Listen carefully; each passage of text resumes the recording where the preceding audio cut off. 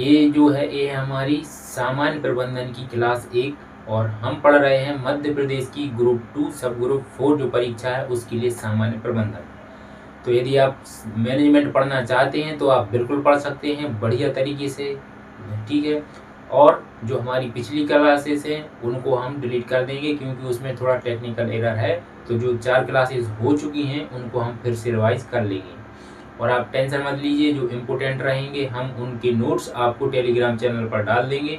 तो यदि क्लासेस हम नहीं ले कर पाएंगे अपन क्लास में, यदि अपन ने पूरा सिलेबस कवर नहीं कर पाया तो उनके नोट्स मेरे पास ऑलरेडी प्रिपेयर हैं, तो वो मैं आपके लिए टेलीग्राम चैनल पर दे दूंगा। तो आप टेलीग्राम चैनल से फ्री में वो PDF डाउनलोड कर लीजिएगा, वहाँ से पढ़ लीजिएगा। और ये हम कैसे पढ़ रहे हैं, क्यों पढ़ रहे हैं, तो आप यदि इनके आंसर जानना चाहते हैं तो आप हमारे चैनल पर जाके जो वीडियोस डली हुई हैं, अपलोड हैं, वहाँ से आप वीडियोस देख लीजिए। तो चलिए शुरुआत करते हैं क्लास नंबर 1 सामान्य प्रबंधन की, ठीक है। जो हमने इस सामान्य प्रबंधन को कितने 8 भागों में बांटा हुआ है, यदि है ना, तो इसमें हम सबसे पहले कर रहे हैं अपना अध्याय 1, है ना। और इसके अलावा इन 8 के अलावा मैंने आपको 6 टॉपिक और बताए थे जो कि सामान्य प्रबंधन में पूछे गए हैं। तो जो 8 चैप्टर हैं उसमें से ये है चैप्टर 1, और जो 6 टॉपिक हैं, है ना, ये वाले 6 टॉपिक पूरी तरह से अलग रखे गए हैं। इनको अपन लास्ट में देखेंगे क्योंकि इनसे क्वेश्चन कम कम बने हैं, लेकिन ये भी इम्पोर्टेंट हैं। और जो ये 8 टॉपिक्स हैं इनको हमने 8 अध्याय में बांटा हुआ है। तो ये है हमारा अध्याय 1, ठीक है। तो चलिए, तो जो इसको देखिए, प्रबंध की प्रकृति एवं महत्व, इसका हमने हेडिंग दिया है और ये हमारे ही नोट्स हैं, हमने खुद डिजाइन किए हैं सारे के सारे, ठीक है।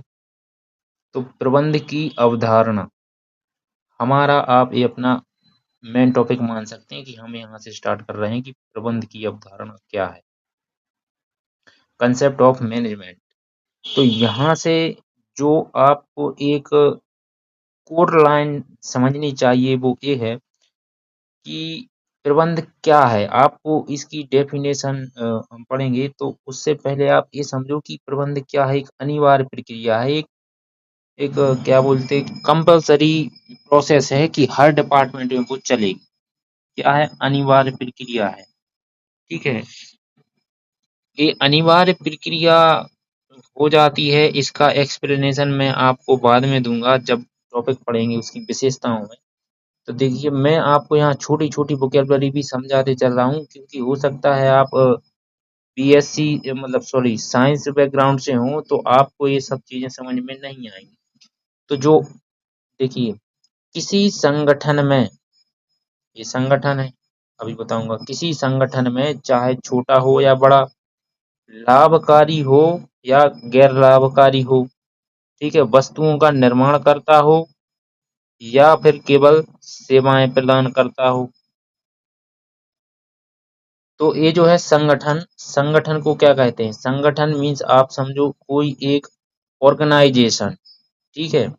जो भी ऑर्गेनाइजेशन होते हैं उसे हम संगठन कहते हैं, या फिर कोई एक छोटी संस्था, ठीक है। तो वह चाहे छोटा हो या बड़ा, छोटा हो या बड़ा, ये तो आप समझ ही गए होंगे कि कोई ऑर्गेनाइजेशन हो सकता है कि छोटा हो और वो बहुत बड़े स्केल लेवल पर हो, इंटरनेशनल लेवल पर उसका अपना जो भी प्रोसेस है वो काम धंधा या बिजनेस वो फैला हुआ हो। फिर लाभकारी हो या गैर लाभकारी, इसमें क्या आ जाएगा? कोई संस्था, संस्था अक्सर इसी में आती हैं, ठीक है। और संस्था में होता है, हाँ ये बात अलग है कि ऑर्गेनाइजेशन अलग होती है, संस्था अलग होती है, ये सब में आगे अंतर आएगा। तो जो संस्था होती है इसमें आप मंदिर होते हैं ना, जो ये मंदिर संचालित कौन करता है? संस्थाएं करती हैं। तो ये बहुत सारी संस्थाएं बनी होती हैं जो लाभकारी और गैर लाभकारी होती हैं, तो गैर लाभकारी में मंदिर आ जाएगा। तो ये होता है गैर लाभकारी में मंदिर आ जाएंगे। अब हो सकता है कि वो कोई जो संगठन है, मान के चलो अपन ने यहाँ एक एग्जांपल लिया कि कोई संगठन है, तो जो संगठन है, ऑर्गेनाइजेशन है, वो क्या करता है? या तो वस्तुओं का निर्माण करता है या फिर अपनी सेवाएं प्रदान कर रहा है। जैसे आप एक फॉर एन एग्जांपल, आप एग्जांपल किसका ले लो? जियो का। जो जियो अपनी जो सिम आती है, सिम कंपनी, है ना, जियो, ये सिम कंपनी का बात कर रहा मैं यहाँ पे। जियो क्या है? जियो एक कंपनी है। अब वह क्या करती है? वह सेवाएं प्रदान करती है ना। लेकिन इसकी जो पेरेंट्स कंपनी है, जो रिलायंस इंडस्ट्रीज की है ये जियो कंपनी, तो रिलायंस इंडस्ट्रीज क्या करती है? इसकी बहुत सारी कंपनीज हैं, वह अपनी वस्तुओं का निर्माण करती है। तो एक कंपनी ऐसी भी हो सकती है कि वह केवल सेवाएं प्रदान कर रही हो, जैसे कि जियो कंपनी है, और ये रिलायंस कंपनी का, फिर इसकी पेरेंट कंपनी जो जियो जियो सॉरी रिलायंस, इसकी बहुत सारी जैसे पेट्रोल पंप है, तो उसकी एक अलग इंडस्ट्री है ना, या फिर और कुछ चीजें बना रही होगी, या फिर मान के चलो आप एप्पल कंपनी का एग्जांपल ले लो कि एप्पल कंपनी है, वह क्या कर रही है? वह मोबाइल बना रही है, तो वह क्या कर रही है? प्रोडक्शन कर रही है, प्रोडक्ट का प्रोडक्शन कर रही है, यानी कि उत्पादों का उत्पादन कर रही है। हिंदी में बोलते हैं प्रोडक्ट को उत्पाद। लिख दूं क्या? उत्पाद, उत्पाद। और जब हम उत्पाद को बनाते हैं तो उसको बोलते हैं उत्पादन करना। जैसे कोई प्रोडक्ट है, प्रोडक्ट को जब हम बनाते हैं तो वो प्रोडक्ट है, मतलब कोई प्रोडक्ट रेडी हो गया तो वो एक प्रोडक्ट है। लेकिन यदि वो प्रोडक्ट बन रहा है तो उसको क्या बोलेंगे? फिर उसको बोलेंगे कि भाई उस प्रोडक्ट का प्रोडक्शन हो रहा है। क्या हो रहा है? प्रोडक्शन हो रहा है, यानी कि भाई प्रोडक्ट अभी बन रहा है। ठीक है, तो छोटा कर लेते।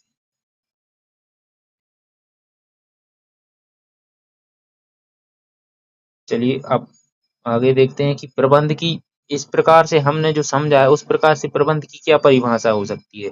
तो जो एक लाइन है वो तो ये तो आपको याद रखनी है कि प्रबंधन एक अनिवार्य प्रक्रिया है। अनिवार्य प्रक्रिया इसलिए है कि हर कंपनी में प्रबंधन होता है। कोई भी कंपनी हो, चाहे वह संगठन हो, चाहे वह छोटा हो या बड़ा हो, चाहे वह लाभकारी हो गैर लाभकारी हो, या वह किसी वस्तु का निर्माण कर रहा हो या अपनी सेवाएं प्रदान कर रहा हो, तो हर एक सेक्टर में, हर एक क्षेत्र में, हर एक कंपनी में जहाँ है ना भी प्रोडक्ट या सेवाओं का प्रोडक्शन या मैनेजमेंट, मतलब प्रोडक्शन हो रहा है प्रोडक्ट का, वहाँ मैनेजमेंट एक अनिवार्य प्रक्रिया है, वहाँ होगा ही होगा मैनेजमेंट। ठीक है, तो प्रबंधन की यदि परिभाषा देखें तो इस प्रकार से है कि उद्देश्यों को प्रभावी ढंग से तथा कुशलता से प्राप्त करने के उद्देश्य से कार्यों को पूरा करने की एक प्रक्रिया। जो भी कंपनी होती है, ठीक है, जो भी कंपनी होती है उसके क्या होंगे? उसके कुछ गोल होंगे, कुछ उद्देश्य होंगे। तो इन उद्देश्यों को प्राप्त करने के लिए कंपनी क्या बनाती है? कंपनी के क्या है? गोल हैं, उद्देश्य हैं, और इन उद्देश्यों को प्राप्त करने के लिए कंपनी क्या करती है? इन उद्देश्यों को प्राप्त करने के लिए भी मतलब बहुत सारे तरीके अपनाए जाते हैं। तो प्राप्त करने के उद्देश्य से, यानी कि हम पूछते हैं ना कि भाई तुम क्यों पढ़ रहे हो? किस उद्देश्य से पढ़ रहे हो? तुम्हारा उद्देश्य तो है कि भाई चलो तुम्हें कलेक्टर बनना है, या किसी और कोई पोस्ट पे पहुंचना है, तो आपका उद्देश्य वो अलग है। लेकिन यदि आपसे कोई पूछेगा कि भाई आप क्यों पढ़ रहे हो, आप किस उद्देश्य से पढ़ रहे हो, तो ये जो लाइन है वो इसी सेंस में यहाँ पर कही गई है कि ठीक है, कि प्राप्त करने के उद्देश्य से, आप अपने लक्ष्य को प्राप्त करने के उद्देश्य से पढ़ रहे हैं। तो ऐसे ही जो कंपनी का गोल होता है, वह कंपनी अपने लक्ष्य को प्राप्त करने के लक्ष्य से मैनेजमेंट करती है ना, और जो प्रक्रिया है वह अपनाती है। तो अब हम आगे बढ़ चलते हैं, और इसमें देखो जो वर्ड आए हैं ना ये बहुत जरूरी है, समझना भी बहुत जरूरी है, क्योंकि आगे चल के इनका बेस बन जाएगा, तो फिर आपको ये समझ में नहीं आएंगे कि प्रोसेस क्या है। प्रोसेस क्या है कि उन प्राथमिक कार्यों या क्रियाओं से है, इसका अर्थ है जिन्हें प्रबंध लक्ष्यों को पूरा करने के लिए करता है। मतलब ऐसे कार्य क्रियाओं से, क्रियाओं को हम प्रोसेस कहते हैं। जो हमारा प्रबंध होता है, जो प्रबंध के गोल होते हैं, उनको पूरा करने के लिए हम इनका यूज करते हैं। वो प्रोसेस जो होती है वह प्रक्रिया कहलाती है। ठीक है, अब इस प्रक्रिया में क्या क्या आता है? नियोजन। आपने क्या किया कि आपने अपनी कंपनी का लक्ष्य बना लिया, कि भाई हमारी कंपनी का लक्ष्य है कि हमें अगले 1 साल में 1 मिलियन लोगों तक अपना प्रोडक्शन पहुंचाना है और 1 मिलियन ही हमारे लिए अपनी जो नेटवर्थ है वो क्रिएट करनी है। तो आपका लक्ष्य क्या हो गया कि भाई ये आपका लक्ष्य है, ठीक है। और आपका लक्ष्य क्या है कि आपको 1 मिलियन की वेल्थ क्रिएशन करनी है अगले 1 साल में। तो आपका जो लक्ष्य है कि 1 मिलियन की जो वेल्थ आप क्रिएट करेंगे 1 मिलियन की, इसको इसके इसके इसके लिए आप क्या करेंगे? आप नियोजन करेंगे। नियोजन का मतलब होता है प्लानिंग। इसकी भी अपन हिंदी यहाँ पे लिख ले रहे हैं। इस चीज को याद रखना, ठीक है, कि आपका लक्ष्य क्या है 1 मिलियन का नेटवर्थ का, वेल्थ का, ठीक है। तो जो नियोजन है, नियोजन का मतलब क्या होता है? प्लानिंग। यहाँ लिखा नहीं, यहाँ नहीं लिखा इंग्लिश में, प्लानिंग। और संगठन का मतलब होता है ऑर्गेनाइजेशन। और नियुक्तिकरण का मतलब होता है स्टाफिंग। स्टाफिंग मतलब जो भी स्टाफ है उसको आगे इनको डिटेल में बता दूंगा। स्टाफिंग मतलब किसी भी कंपनी का स्टाफ, है ना। इतना तो आप समझ गए होंगे। निर्देशन मतलब होता है डायरेक्शन या है ना, डायरेक्ट किसी चीज के लिए डायरेक्शन देना। नियंत्रण मतलब क्या होता है? कंट्रोल करना या कंट्रोलिंग, ठीक है। तो इनका ही इंग्लिश मीनिंग होता है।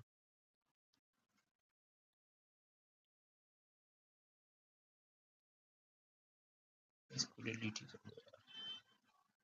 ठीक है। तो फिर प्रभावपूर्णता ये शब्द आया था। प्रभावपूर्णता क्या है? तो इसका अर्थ है कि जो कार्य दिया गया है उसको समय पर पूरा करना है, ठीक है। फिर कार्यकुशलता मीन्स दक्षता। तो जो काम आपके लिए दिया गया था, कार्य तो दिया गया है और उसको समय पर भी पूरा करना है। जो कार्य आपको दिया गया है वो आपको क्या करना है? समय पर पूरा करना है। लेकिन समय पर तो पूरा करना है, लेकिन कैसा करना है? कार्य को न्यूनतम लागत यानी कि मिनिमम कॉस्ट में करना है और हो सके तो कम से कम संसाधनों का उपयोग करना है। अब एक कम से कम संसाधन क्या है? यानी कि देखो, एक तो न्यूनतम लागत और दूसरा है न्यूनतम संसाधन। तो जो न्यूनतम लागत तो आप समझ गए कि इसमें कम पैसा लगना चाहिए। क्या लगना? ये जो न्यूनतम लागत है इसका मतलब आप समझ गए कि इसमें कम पैसा लगना चाहिए, अपना पैसा कम लगना चाहिए। लेकिन जो संसाधन है, रिसोर्सेस हैं, इनका मतलब क्या है? अब रिसोर्सेस भी कई प्रकार के होते हैं। जैसे एक कंपनी की बात कर रहा मैं। तो इसमें क्या होता है कि जैसे जो एम्प्लॉय है यानी कि कर्मचारी हैं, जो कर्मचारी है वह कंपनी के लिए संसाधन है। कोई भी कर्मचारी है वह कंपनी का संसाधन है। कंपनी की जो बड़ी बड़ी मशीनें होती हैं, मशीनरीज होती हैं, वह कंपनी का संसाधन है।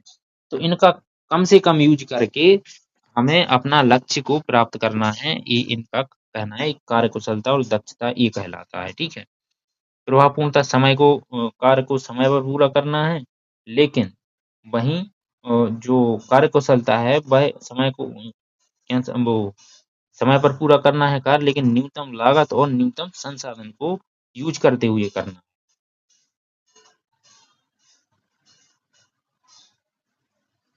इसको हम क्लीन करते हैं और बढ़ते हैं आगे।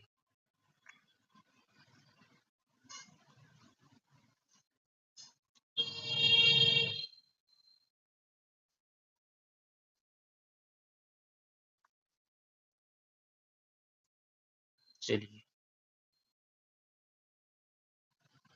अब है, यदि आपको अभी भी समझ में नहीं आया हो तो यहाँ मैंने अंतर लिख दिया है, तो आप पढ़ सकते हैं कि प्रभावपूर्णता क्या है और कार्यकुशलता क्या है, ठीक है। तो प्रभावपूर्णता क्या है? कार्य को समय पर पूरा करना। लेकिन वहीं कार्य को समय पर पूरा करने के साथ साथ कार्यकुशलता क्या कहता है कि उसको न्यूनतम लागत, कम से कम पैसों में काम खत्म करो। नहीं तो ऐसे यदि पैसा खर्च हो जाएंगे तो फिर आगे चल के दिक्कत आ जाएगी ना भाई, कहाँ तक हम इतना एक्स्ट्रा खर्चा करेंगे।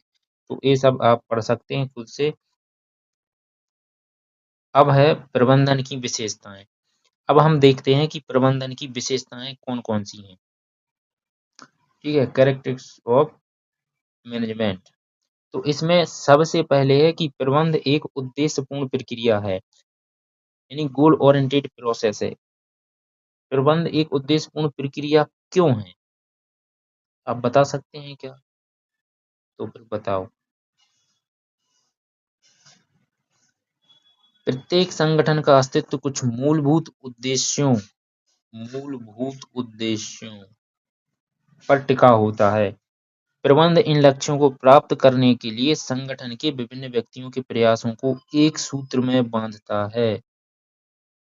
किसमें बांधता है? एक सूत्र में बांधता है। वो इनके प्रबंध के एक उद्देश्यपूर्ण प्रक्रिया बन जाती है। अब ये कैसे बनती है? तो देखो, हर एक संगठन होता है, ऑर्गेनाइजेशन होता है, उसके क्या होते हैं? उद्देश्य होते हैं, ठीक है। और उन उद्देश्यों को अभी बताया था ना मैंने कि आपने एक कंपनी स्थापित की, आपकी कंपनी का लक्ष्य हो सकता है कि अगले 1 साल में आपके लिए 1 लाख करोड़ रुपए कमाने हैं। आपका एक कंपनी का लक्ष्य है कि 1 लाख करोड़ रुपए आपके लिए कमाने हैं। तो इस लक्ष्य को पूरा करने के लिए जो कंपनी है, उसके जो एम्प्लॉइज हैं, वो जो काम कर रहे हैं, उनके कार्य को ऐसी दिशा देना कि वो सबका काम एक ही डायरेक्शन में जाए, एक ही दिशा में चले, तभी तो आपका जो मेन उद्देश्य है 1 लाख करोड़ का, आप वहां तक पहुंच पाएंगे। तो उनके काम को एक सूत्र में बांधना मतलब यही है, उनको अच्छे से एक ही डायरेक्शन में डायरेक्ट करना। फिर है प्रबंध एक सर्वव्यापी है। प्रबंध कैसा है? प्रबंध सर्वव्यापी है, ठीक है। अच्छा, आप ये बताओ, ये बहुत ही इम्पोर्टेंट विशेषता है, इसके डायरेक्ट क्वेश्चन बनेंगे आपके यहाँ से कि प्रबंध एक सर्वव्यापी है। तो प्रबंध सर्वव्यापी क्यों है? तो देखो, कोई भी क्षेत्र हो, कोई भी एरिया हो, प्रबंध हर एरिया में होता है प्रबंध, ठीक है। प्रबंध हर एरिया में होता है। संगठन चाहे आर्थिक हो, सामाजिक हो, राजनैतिक हो, प्रबंध की आवश्यकता सभी जगह समान होती है। देखो, अभी मैंने बताया था कि आपकी कंपनी या तो कैसी होगी? छोटी होगी, या फिर आपकी कंपनी कैसी होगी? बड़ी होगी, या फिर आपकी कोई एक संस्था होगी, या फिर आपके खुद का घर होगा। तो इन सभी चारों जगह पर क्या प्रबंध नहीं है? प्रबंध बिल्कुल है। यदि आपको प्रबंध की डेफिनेशन अभी भी समझ में नहीं आई है, तो मैं आपको फिर से बता देता हूँ। देखो, मैं प्रबंध की डेफिनेशन फिर से समझा देता हूँ। अब प्रबंध का मीनिंग समझा दे रहा हूँ, ठीक है। प्रबंध का मीनिंग समझा रहा हूँ मैं आपके लिए। तो देखो, आपके घर में किसी की शादी है, आपकी होगी, आपकी सिस्टर की होगी, चाचा की, ताऊ की, किसी की भी शादी है, आपकी खुद की है। तो शादी में किन किन चीजों की जरूरत होती है? आप जैसे ही आपकी शादी पक्की होती है, तो आप सोचने लगते हैं कि यार, शादी के लिए मैं कैसे कपड़े पहनूंगा। आप कपड़ों के बारे में सोचने लगते हैं, कैसे कपड़े पहनूंगा।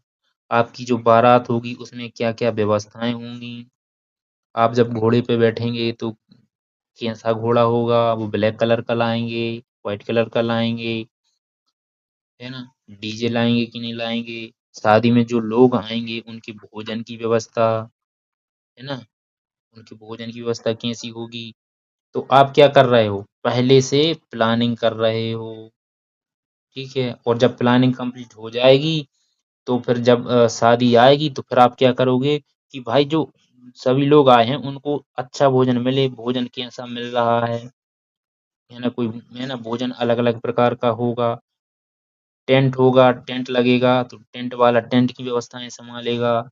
तो हर एक चीज को अपनी जगह पर व्यवस्थित करना ही आप प्रबंधन समझ सकते हैं, यही प्रबंधन है, ठीक है। प्रबंधन और कुछ नहीं, बस यही है कि हर चीज अपनी जगह पे मैनेज रहे, वही प्रबंधन होता है। चलिए, समझ गए, प्रबंधन हर जगह है। अब इन्होंने जो कहा है, अब ऐसे ही प्रबंध जो भारत में कंपनी है, जो भारत में कोई कंपनी है, भारत में कार्यरत प्रबंधक जो कार्य करता है, वही अमेरिका, जर्मनी, जापान में भी किया जाता है, ठीक है। पर हर जगह प्रबंध है, मतलब एक समान प्रबंध है। सर्वव्यापी है का मतलब है कि एक समान प्रबंध है, हर जगह प्रबंध है, ठीक है। फिर प्रबंध बहुआयामी है ना, प्रबंध हर चीज में होता है, आपकी जो कार्य है उसमें भी प्रबंध होगा, है ना। सभी संगठन किसी न किसी काम को करने के लिए बनते हैं, जैसे कोई कारखाना हो गया, अस्पताल हो गई, है ना। तो प्रबंध इन कार्यों को प्राप्त लक्ष्यों में बदलता है और मार्ग तय करता है। लोगों का प्रबंध होता है, अब कोई अस्पताल बनी है, ठीक है, तो उसमें जो भी कार्य हो रहे हैं उसका प्रबंध होगा, मैनेजमेंट ऑफ वर्क, देखो लिखा है ना, इंग्लिश में ज्यादा समझोगे आप। मैनेजमेंट ऑफ वर्क लिखा है ना, कार्य का प्रबंधन करना। फिर क्या है, जो भी उसमें आदमी होंगे, व्यक्ति होंगे, उनको मैनेज करना, लोगों का प्रबंध हो गया ये, ठीक है, लोगों का प्रबंध हो गया। फिर उसमें जो जो परिचालन चल रहे हैं, उसमें जो एक्टिविटी चल रही हैं, उसमें जो कार्य चल रहे हैं, है ना, जो भी ऑपरेशंस हो रहे हैं उनको मैनेज करना। तो ये सब क्या है, प्रबंध हर एक क्षेत्र में है। तो ये सब जो बता रहे हैं, ये क्या कहना चाह रहे हैं, ये कहना चाह रहे हैं कि प्रबंध प्रत्येक क्षेत्र में होता है, ठीक है। प्रबंध जो है वह प्रत्येक क्षेत्र में होता है, ठीक। कार्य का प्रबंध, परिचालन प्रबंध, लोगों का प्रबंध। अब ये आती है और इस लाइन से भी क्वेश्चन बनते हैं, तो इस लाइन को आपको ध्यान देना है, ठीक है। प्रबंध निरंतर चलने वाली प्रोसेस है, एक प्रक्रिया है प्रबंधन, कंटिन्यू प्रोसेस है, कंटिन्यूअस प्रोसेस है, ठीक है, ठीक। तो अब कंटिन्यू प्रोसेस कैसे है वो हम यहाँ समझते हैं। यह नियोजन, संगठन, निर्देशन, नियुक्तिकरण और नियंत्रण जैसे कार्य, ये हिंदी में शब्द लिखे हुए हैं, तो आपको समझ में आए कि नहीं। देखो, नियोजन मीन्स क्या होता है, प्लानिंग, और संगठन मीन्स होता है ऑर्गेनाइजेशन, और निर्देशन मीन्स होता है क्या, अरे लग गया, निर्देशन मीन्स होता है डायरेक्शन, ठीक है, डायरेक्शन। नियुक्तिकरण मीन्स होता है स्टाफिंग, और नियंत्रण मीन्स होता है कंट्रोलिंग, ठीक है। तो इन सब के इंग्लिश मीनिंग ऐसे होते हैं।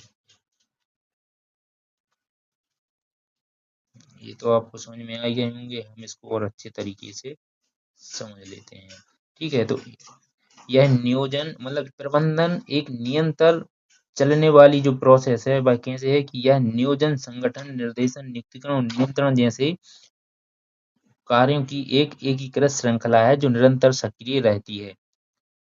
मतलब जो भी कार्य होता है, कोई भी कार्य है, उस उसमें आप नियोजन करेंगे। मान के चलो आपकी शादी है, ये मैंने आपकी शादी है, तो जो शादी है उसमें जो एक कार्य समझ लो, उसमें आप नियोजन करोगे, सारी चीज़ों का संगठन करोगे, बहुत सारी चीज़ों का निर्देशन करोगे, बहुत सारी चीज़ें को आपको स्टाफिंग करना पड़ेगा, मैनेज करना पड़ेगा, स्टाफ बुलाना पड़ेगा शादी की व्यवस्थाएँ करने के लिए, फिर बहुत सारी चीज़ों को आप कंट्रोल करोगे। तो इनकी जो प्रोसेस है, इनकी जो एकीकृत श्रृंखला है, इन सबको मिला के, है ना, ये निरंतर सक्रिय रहती है और ये चलती रहेगी। कोई भी काम, ये चलती रहती है। तो प्रबंधन एक निरंतर चलने वाली प्रक्रिया है। और ऐसा नहीं है आपकी शादी कंप्लीट हो गई तो आपका मैनेजमेंट खत्म, नहीं, शादी के बाद भी प्रबंधन है। आपकी घर की व्यवस्थाएँ, आपकी खुद की पर्सनल लाइफ, उसमें भी प्रबंधन है। तो प्रबंधन हर जगह है और ये निरंतर चलता रहता है। फिर आता है क्या, प्रबंधन की विशेषताएँ, जो हम आगे कंटिन्यू कर रहे थे वही है कि प्रबंध एक सामूहिक प्रक्रिया है। तो अब एक ग्रुप एक्टिविटी है, तो ग्रुप एक्टिविटी किस प्रकार से है, संगठन विभिन्न आवश्यकताओं वाले विविध व्यक्तियों का समूह होता है। सामूहिक लक्ष्यों को सफलतापूर्वक प्राप्त करने के लिए व्यक्तिगत प्रयासों में टीम भावना और उचित समन्वय होना आवश्यक है। हम्म,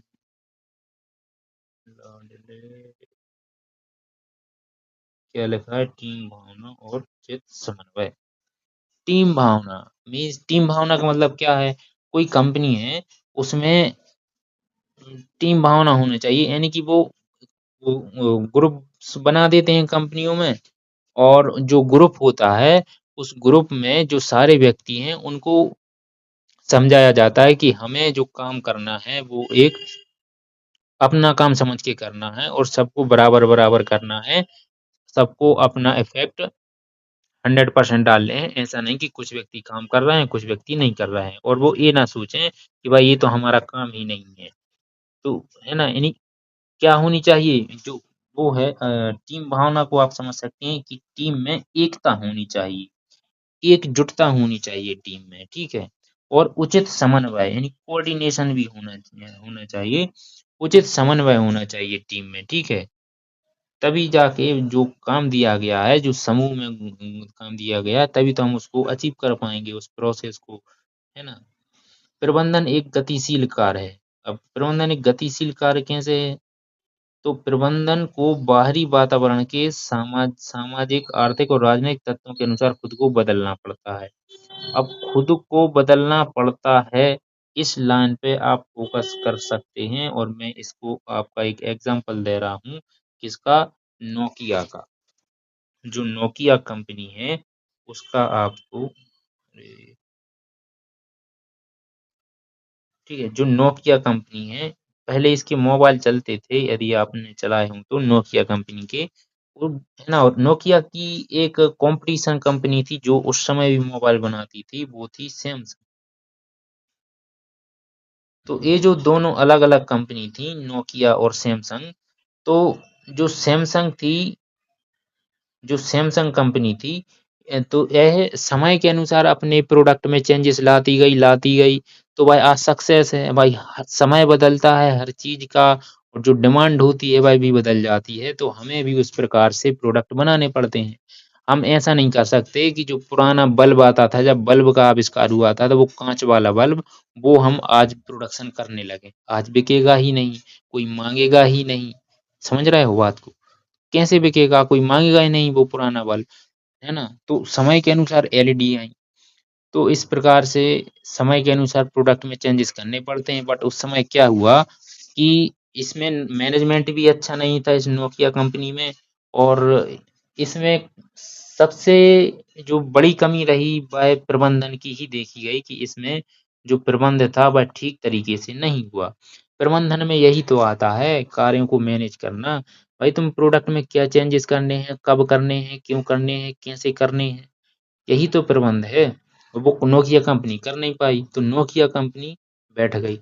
वरना नोकिया कंपनी का क्रेज़ ऐसा था कि कोई सैमसंग को उस समय पूछता नहीं था भाई साहब। मोबाइल लेंगे तो वो नोकिया का ही लेंगे, ऐसा इसका बिलीव बन गया था, इतना अच्छा प्रोडक्ट बन रहा था। लेकिन इसमें मैनेजमेंट की कमी के कारण इस वर्ल्ड नंबर 1 कंपनी आज दिख नहीं रही, लुप्त हो गई, बिक गई और कन्वर्ट हो गई दूसरे ब्रांड में। ये होती है मैनेजमेंट की पावर। तो खुद को बदलना भी पड़ता है मैनेजमेंट के अनुसार। ठीक, चलिए आगे है प्रबंध एक अमूर्त शक्ति है। अब देखो जो मैंने नोकिया कंपनी का एग्ज़ाम्पल दिया है आपको, अब वो आपको दिख तो है नहीं रहा, दिख रहा कि नहीं दिख रहा? इसीलिए इसे अमूर्त शक्ति कहा गया है। सैमसंग अपना प्रबंध अच्छे से करती गई, है ना? लेकिन नोकिया ने नहीं किया, तो दोनों का प्रबंध तुम्हें दिख रहा क्या? नहीं, लेकिन इसे महसूस कर सकते हैं। प्रबंध दिखता नहीं है, लेकिन इसे इसकी उपस्थिति को महसूस किया जा सकता है। उपस्थिति को महसूस जैसे कि सैमसंग कंपनी, वो प्रबंध करती गई तो आज भी है। नोकिया नहीं किया तो है ही नहीं, वो नोकिया की कंपनी नहीं है। ठीक है, अब आते हैं क्या? प्रबंध के उद्देश्य। तो प्रबंध के उद्देश्य इसको हम 3 भागों में बाँट सकते हैं, जो कि है संगठनात्मक यानी कि ऑर्गेनाइज़ेशन, फिर इसको पढ़ेंगे अपन क्या सामाजिक उद्देश्य, फिर पढ़ेंगे अपन इसके व्यक्तिगत उद्देश्य। तो इन 3 भागों में अपन ने इसके उद्देश्यों को बाँटा है, ठीक है? तो इसमें से आज हम शायद यही पूरा कर पाएँगे, कोई बात नहीं। संगठनात्मक जो उद्देश्य हैं, ये कैसे होते हैं? इसका जो तात्पर्य है संगठनात्मक उद्देश्य का संगठनात्मक उद्देश्य क्या होते हैं कि मानवीय व भौतिक संसाधनों के सर्वोत्तम उपयोग द्वारा व्यवसाय के आर्थिक लक्ष्य को पूरा करना। यहाँ पर एक वर्ड लिखा गया है और वह है सर्वोत्तम उपयोग द्वारा व्यवसाय के लक्ष्यों को पूरा करना। लक्ष्यों को पूरा करना यहाँ पे इसको फिर से लिखते हैं, हाईलाइट करें, लक्ष्यों को पूरा करना। अब मैंने यहाँ पर 2 वर्ड हाईलाइट किए। इसमें से पहला है सर्वोत्तम उपयोग द्वारा, यानी कंपनी में जो भी रिसोर्स हैं, यदि कंपनी ने किसी व्यक्ति को हायर किया है, ठीक है, कोई व्यक्ति है, उसका अच्छी अच्छी माइंडसेट है, उसके पास अच्छा नॉलेज है, और तो ऐसा नहीं हो सकता कि कंपनी से मतलब कंपनी इस व्यक्ति से जो काम है वो अपना एक काम करवा ले और इससे बोले कि भाई ये काम करो, तुम मेरा ये पहला वाला काम कर दो, दूसरा वाला काम तुम अगले दिन कर देना। नहीं, वह कहेगी कि तुम यदि समय है तो तुम दूसरा वाला काम भी आज ही निपटा दो, आज ही कर दो। यही इसका सर्वोत्तम उपयोग है कि यदि हमने जिसमें इन्वेस्ट किया है और उस चीज का हम जितना उपयोग कर सकते हैं, उस चीज का उतना उपयोग करेंगे। तो ये कहलाता है क्या कि सर्वोत्तम उपयोग करना, वरना वो वेस्ट हो जाएगा ना, जो पैसा जा रहा है, कंपनी की जो लाइटिंग जा रही, इलेक्ट्रिसिटी का खर्च जा रहा है, जमीन का खर्चा जा रहा है, बहुत सारे आउटसोर्सेस खर्चे हैं, वो सब बेकार जाएंगे। तो लक्ष्य कैसे पूरा होगा? तो लक्ष्य को पूरा करने के लिए सही से चीजों का उपयोग करना एक संगठन उद्देश्य में आता है। ठीक है, तो देखो, जब और इसके जो उद्देश्य हैं, संगठनात्मक उद्देश्य, इस संगठनात्मक उद्देश्य हैं, इसको हमने इतने भागों में बांटा है। एक है जीवित रहना, मतलब इससे जी इसके चरण हैं, लक्ष्य के चरण हैं। ये लक्ष्य 3 चरणों में विभाजित होते हैं। ये वाले हम संगठन को जीवित रहना, संगठन जीवित कैसे रहेगा, है ना? फिर संगठन लाभ अर्जित करना, संगठन लाभ अर्जित कैसे करेगा? बढ़ोतरी या विकास, संगठन का विकास कैसे होगा? तो जीवित रहना, किसी भी व्यवसाय का प्राथमिक उद्देश्य लंबे समय तक अपना अस्तित्व बचाए रखना है, अस्तित्व बचाए रखना है। जैसे सैमसंग और नोकिया कंपनी का एग्जांपल दिया जस्ट। लाभ अर्जित करना, यदि प्रॉफिट नहीं कमाएगा तो वह आगे क्या करेगा भाई? उसे प्रॉफिट कमाना पड़ेगा। वह प्रॉफिट कमाएगा, है ना? भाई एम्प्लॉइज को सैलरी भी देनी है, फिर वह अपनी ग्रोथ करेगा, उसको अपनी ग्रोथ भी करनी है। आज जो कंपनी है, मान के चलो वह केवल भारत में ही काम कर रही है, केवल एक ही देश में काम कर रही है ना? वह चाहेगा कि मेरी जो सैमसंग कंपनी है वह केवल भारत में ही क्यों है, हम इसको पाकिस्तान में लेके जाएंगे, हम इसको नॉर्थ कोरिया में लेके जाएंगे, हम इसको अमेरिका में लेके जाएंगे। तो इसने भारत के अलावा अदर 3 कंट्रीज में और गया। तो यही कहलाता है बढ़ोतरी, बिजनेस की बढ़ोतरी, बिजनेस का डेवलपमेंट, यही कहलाता है। ठीक है, फिर अब पढ़ते हैं हम इसके सामाजिक उद्देश्य। तो इसमें मैंने एक एग्जाम्पल भी उठाया है। ये जो एग्जाम्पल है, ये वाला, ये मैंने उठाया है एनसीईआरटी से। ठीक है, एनसीईआरटी जो बुक्स है उससे मैंने यहाँ पर ये लिया हुआ है। क्योंकि प्रत्येक संगठन समाज का एक अभिन्न अंग है। समाज का अभिन्न अंग कैसे है बताओ? बता दो तो जाने, समाज का विभिन्न अंग कैसे है बताओ? कोई भी संगठन हो भाई, वो जो भी बनाएगा वो समाज के लिए बनाएगा ना। वो यदि मोबाइल बना रहा है, कोई कंपनी मोबाइल बना रही है, वो किसके लिए बना रही है? मोबाइल बना के खुद यूज कर लेगी क्या? समाज के लिए, समाज उससे मोबाइल खरीदेगा। तभी तो कोई चीज, इलेक्ट्रिसिटी बल्ब बना रही है, बल्ब का वो कितना यूज करेगा खुद के लिए? भाई वो समाज के लिए बनाएगा। कोई भी कंपनी किसी चीज का प्रोडक्शन करती है, कोई कंपनी इंटरनेट सर्विस प्रोवाइड कर रही है, वह किसके लिए? समाज के लिए कर रही है। तो समझ गए कि प्रत्येक संगठन समाज का एक अभिन्न अंग है, वह समाज से जुड़ा हुआ है, वह समाज से अलग नहीं हो सकता। ठीक है, फिर है, इसीलिए उसके कुछ सामाजिक दायित्व भी होते हैं। इसके अंतर्गत पर्यावरण के अनुकूल उत्पादन पद्धतियां अपनाना। ठीक, ये लाइन याद रखना कि पर्यावरण, इसको अलग से हाईलाइट कर देते हैं,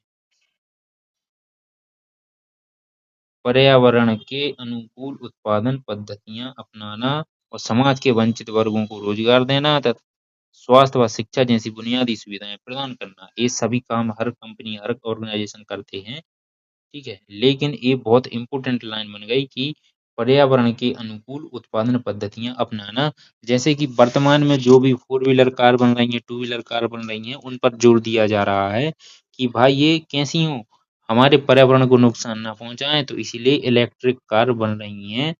क्योंकि है ना, जो इलेक्ट्रिक कार बन रही हैं वह अब चलन में आ रही हैं। ये उसका एग्जाम्पल हो गया। अब ये जो मैंने उठाया था इसको आप खुद रीड कर सकते हैं कि समस्या क्या है, कैसे है, क्यों है। ठीक है। फिर है व्यक्तिगत या कर्मचारी संबंधी उद्देश्य। अब कंपनी में क्या होते हैं? कंपनी में होते हैं कर्मचारी। ठीक है। तो हर एक कर्मचारी के अपने अलग-अलग क्या होते हैं? उद्देश्य। मतलब वो डिवाइड कर देते हैं अपने काम को, तो उस काम वो काम ही उनका उद्देश्य बन जाता है। कर्मचारी किसी भी संगठन की सबसे मूल्यवान संपत्ति है। संगठन की सबसे मूल्यवान संपत्ति क्या है बताओ? कर्मचारी है। वे अपनी व्यक्तिगत जरूरतों जैसे प्रतिस्पर्धी वेतन, हो सकता है उसके सीनियर को ज्यादा सैलरी मिल रही हो, ज्यादा वेतन मिल रहा हो, ज्यादा उसको ज्यादा पैकेज मिल रहा हो, साथ ही उसे मान्यता, रिस्पेक्ट, सोशल नीड्स। ठीक है। इसमें क्या आ जाता है? रिस्पेक्ट, इज्जत। इसको इसको लिखते हैं अपन इज्जत। ठीक है। उसको रिस्पेक्ट, यदि काम अच्छा करेगा तभी ना उसको रिस्पेक्ट मिलेगी, तो साथ ही उसे मान्यता मिलेगी, रिस्पेक्ट। उन्नति व विकास, उसका प्रमोशन होगा।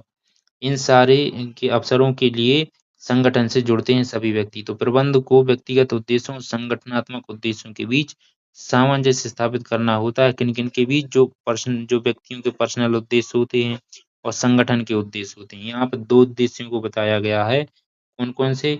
जो पहला उद्देश्य तो आप कंपनी का उद्देश्य होता है, और जब उसमें कोई कर्मचारी आता है तो उसका क्या होता है? एक अपने उद्देश्य होते हैं कि भाई जो उसमें वो वेतन मिलेगी वह कितनी चाहता है, भाई इसका भी तो मन होगा।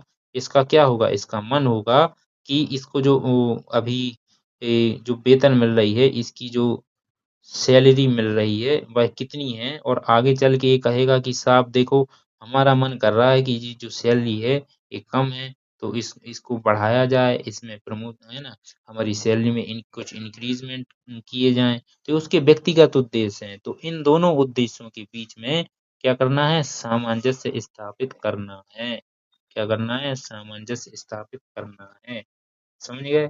तो ये बहुत ही आसानी तरीके से मैंने बता दिया कि सामंजस्य स्थापित करना क्या होता है। पहला तो होता है आपकी कंपनी का उद्देश्य, फिर उसी के बाद होता है आपकी कुछ व्यक्तिगत उद्देश्य, आपकी सैलरी को लेके कि भाई मुझे कम सैलरी मिल रही है तो आपका मन नहीं करता, फिर आप उनसे कहते हो कि हमारी सैलरी में कुछ बढ़ाया जाए, कुछ इंक्रीज किया जाए।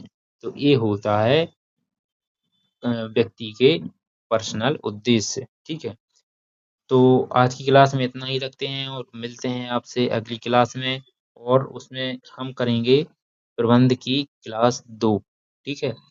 और चलिए, चैनल को सब्सक्राइब कीजिए यदि वीडियो अच्छा लगा है, और चैनल को शेयर ज़रूर कीजिए, वीडियो को शेयर कीजिए। धन्यवाद।